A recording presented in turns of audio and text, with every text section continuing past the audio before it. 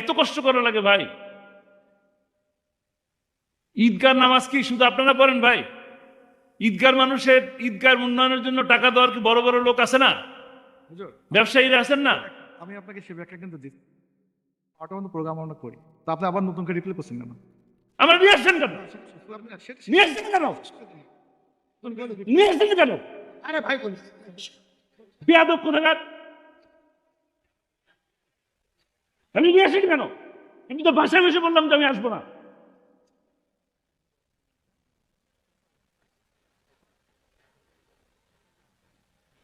বক্তারে দাওয়াত দিয়ে কি বেঁচে দিছে নিজেকে? বেঁচে দিছে নাকি? আসসালামু আলাইকুম ওয়া রাহমাতুল্লাহি ওয়া বারাকাতুহু। ভালো আছেন?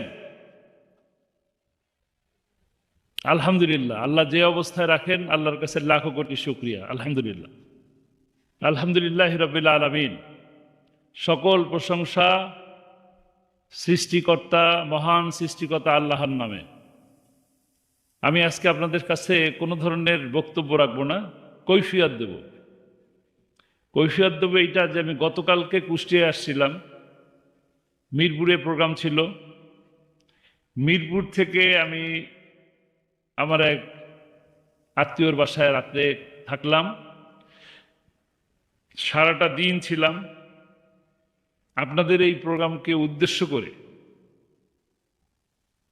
8টার সময় এখানে আসলাম। 8টা থেকে এই 11:30, এখন কটা বাজে সবাই করি দেখেন, 11:45 বাজে।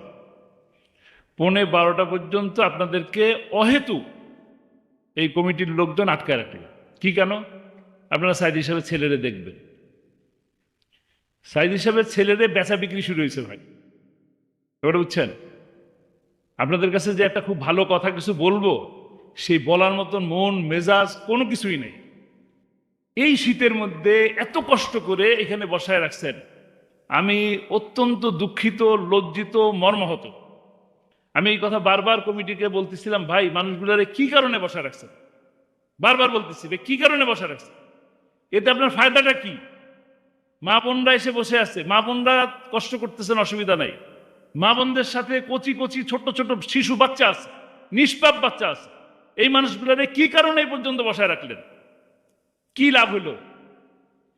এখানে এই ঈদগাহে কিছু সংস্কার করবে, এত কষ্ট করা লাগে ভাই? ঈদগার নামাজ কি শুধু আপনারা পড়েন ভাই?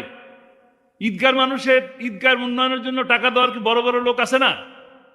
ব্যবসায়ীরা আছেন না? আমি আপনাকে সে ব্যাখ্যা কিন্তু দিচ্ছি। অটোমেটিক প্রোগ্রাম আমরা করি, তো আপনি আবার নতুন করে রিপ্লে করছেন কেন? আমরা নিয়ে আসছেন কেন? নিয়ে আসছেন কেন? নিয়ে আসছেন কেন? আরে ভাই বলি বেয়াদব কোথাকার! আমি নিয়ে আসেন কেন? আমি তো বাসায় বসে বললাম যে আমি আসবো না।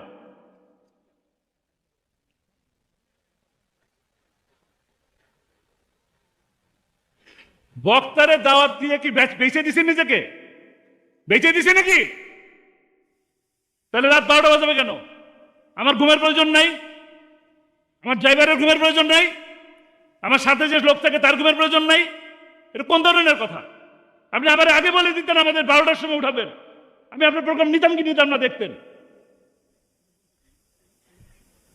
ভাই, উপস্থিত জনতা, আমার প্রিয় কুষ্টিয়ার ভাইরা, আপনাদের কাছে আমি করজোরে ক্ষমা চাচ্ছি, করজোরে ক্ষমা চাচ্ছি।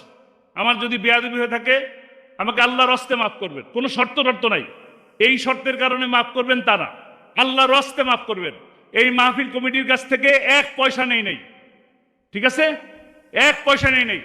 এই মাহফিল কমিটির সাথে আমার 1 পয়সার কোনো কন্ট্যাক্টও হয় নাই। রেকর্ড যারা আছে রেকর্ড করে রাখবেন, কোনো কন্ট্যাক্ট হয় না, কন্ট্যাক্ট করিও না।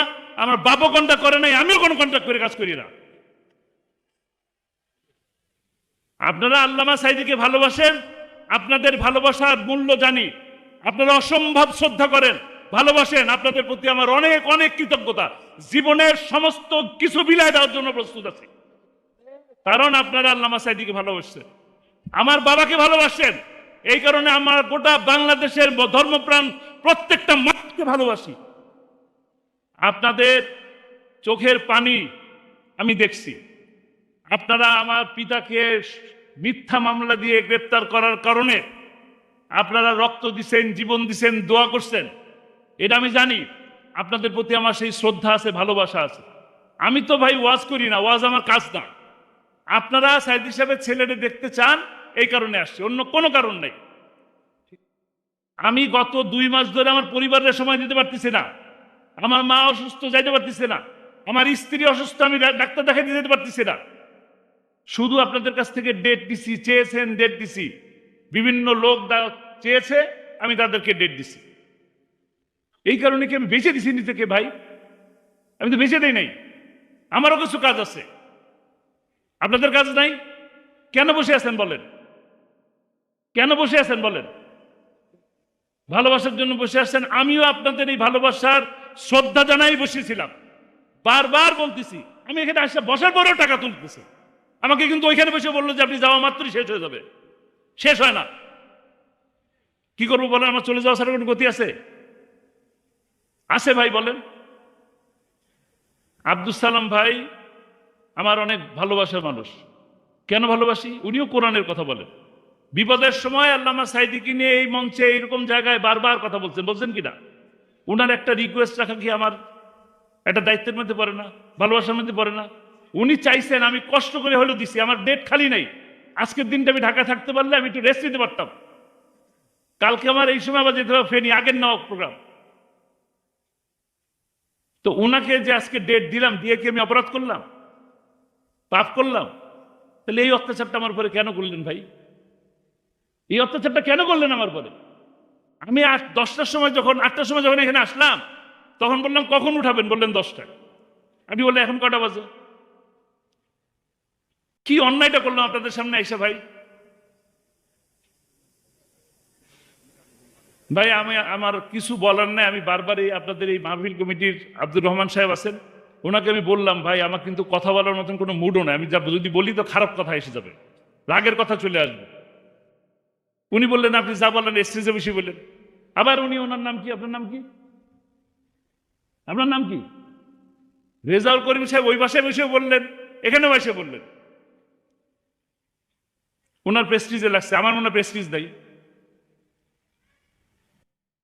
আমার প্রেস্টিজ আছে তো ওনার প্রেস্টিজ আছে, আমার নাই। উনি আবার আমার মাইকে এসে বলতেছে আপনি এগুলো বলতেছেন কেন? বলতেছি কারণ আমি তো চলেই গেছিলাম, আমি তো আপনার সাইডে আসি নাই। আপনারা ধরে নিয়ে আসলেন কেন? এই কথাগুলো বলার জন্যই আসছি ভাই। আপনারা আল্লাহর হস্তে রাত 12টা পর্যন্ত বসে থাকেন না, কোনো ফায়দা হবে না। কোরআনের কথা 10টা পর্যন্ত শুনেন, কারণ ফজরের নামাজটা পড়ার আর সুযোগ থাকে না। থাকে? এই কথা শুনে কি লাভ হবে যদি ফজর নামাজটা না পড়েন? দয়া করে, মেহেরবানি করে আপনারা আমাকে মাফ করে দিয়েন। আমি ভুল করে ফেলছি এসে। আপনাদের ফজরের নামাজ আমি নষ্ট করতে চাই না। যারা অপেক্ষায় ছিলেন তারা দয়া করে আমাকে মাফ করে দিবেন। আপনারা যার যার মতন দোয়ার মধ্যে সামিল হন। আমি আপনাদের কাছ থেকে বিদায় নিচ্ছি। আসসালামু আলাইকুম রহমতুল্লাহ।